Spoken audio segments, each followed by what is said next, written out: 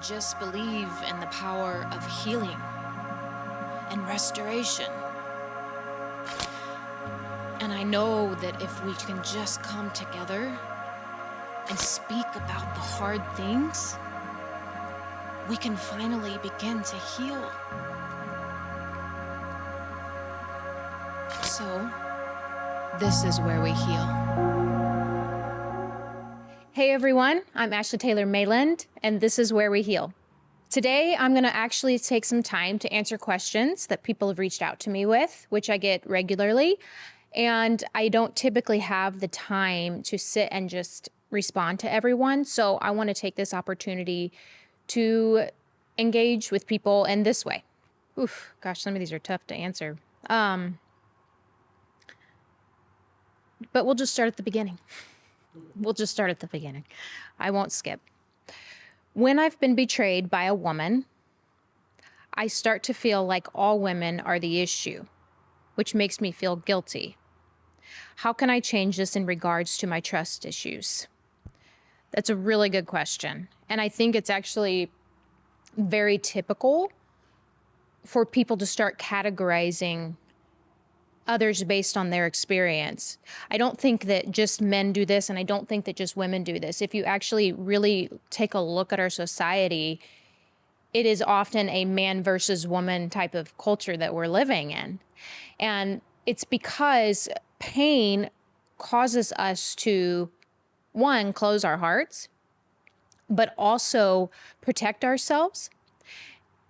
And when you associate pain with a particular type of person, it's hard not to just kind of cluster it all in one, if that makes sense. So I've even talked about this on my social media before, that I have to be very diligent and not categorizing all men as abusive just because I was abused by one.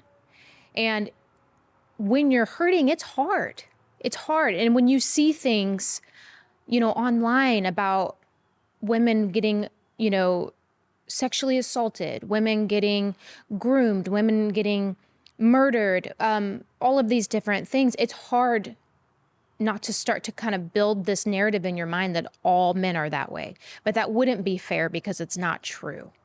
And so as a man, if you're struggling when it comes to women and not wanting to see all women the same way, please understand that the core issues that we have, it's not a men's issue, it's not a women's issue, it's a heart issue. It is the heart of each and every person that depicts who they are. And when you categorize an entire group of people as one thing, you miss all the amazing opportunities to see the good in others. So I would say, take a deep look within yourself, heal that part of you, and choose to see truth over your feelings, because there are many, many beautiful people in the world that will never be able to come into your life and show you that if your heart is completely closed off. You have to heal your wounds. You have to heal your wounds, and it's really, really important that you're diligent about that, or you'll never let love in again. You'll never get to see the beauty in love with someone who's healthy, with someone who's also healing. So I would say truth over feelings every day of the week. How long does it take to forget a narcissistic partner? We were together for 3 years. It takes, you know what? I don't think you ever truly forget anyone. Whether they were narcissistic, whether they were good to you. I think that breakups are just really hard and they hurt. And if you've ever loved someone at all, it takes time to grieve. It takes time to process what happened. It takes time to heal from that experience that you had with them.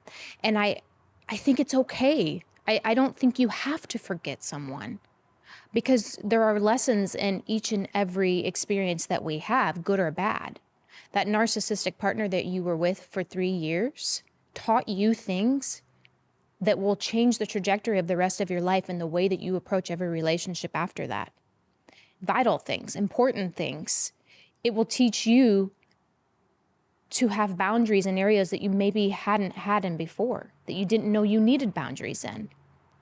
It will teach you to trust your intuition. There are so many beautiful lessons, even in the bad relationships that we have, that honestly are important to hold on to.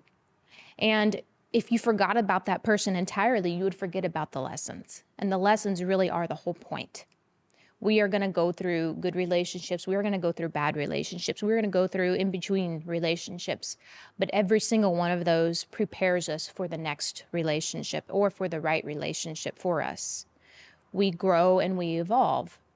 So we don't have to forget anyone. We can just learn to heal in the process and learn to find the silver lining in what happened and accept that even though it wasn't what we had hoped it would be, we've become better for it. Okay.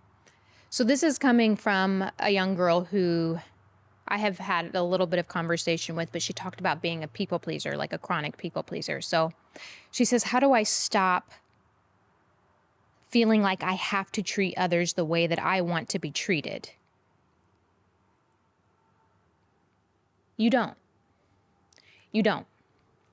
I had to learn this the hard way, that just because someone abuses you and uses you and takes advantage of you doesn't mean you have to harden your heart to everyone else in your life. You continue to treat people the way that you want to be treated because that's who you are. Don't let someone who didn't appreciate that change your heart. Don't let someone who didn't see the value in that change who you become. Being kind to people is an absolutely beautiful thing. Treating people the way that you want to be treated is absolutely incredible. And it takes a lot of strength to do that, especially when you've been hurt. Stay that way. Don't ever stop treating people the way you want to be treated. Just learn how to have boundaries so that you don't also get hurt in the process. How do I deal with the feelings of betrayal after the breakup when the person that I love posts their new girlfriend just days after? Whew.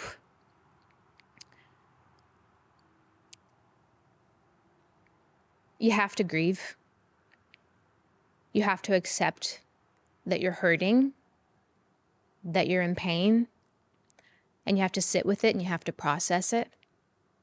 You can't ever be prepared for that type of hurt when you don't see it coming. And so I know it's really, really hard. I know it's hard.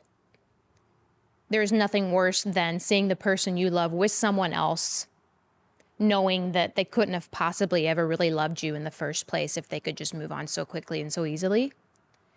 But that isn't about you. It's not about you. That is about them. But from this point moving forward, you get to make it about you. You get to make it about who you want to be, what you want to do in order to heal and move on and let go of that person. People are going to hurt us. People are going to disappoint us. People are going to do things that we never imagined possible, and we can't control that. We can't change it. All we can do is refuse to ever be that type of person in return. All we can do is continue to consider how our actions impact others. I'm really sorry that that happened to you. And I've heard this story over and over and over again from people reaching out to me. And it is truly devastating. It is truly devastating because it forces you to accept that the relationship was probably never what you thought it was.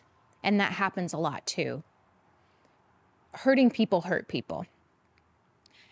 And a person that can be in relationship with you and move on that quickly without even considering how painful that is for you is a person with really deep-seated wounds and insecurities.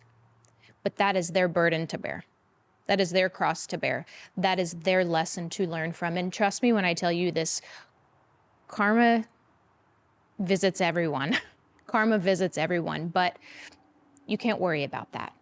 You have to sit in your grief. You have to accept that it's there. You have to accept that this hurts.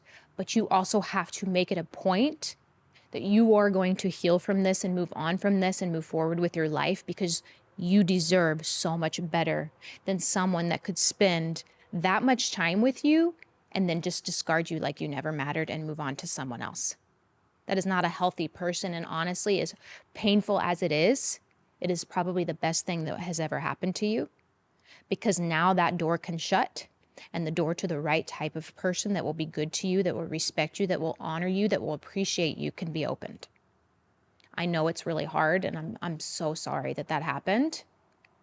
But I promise you, there is life after this. You will heal from this.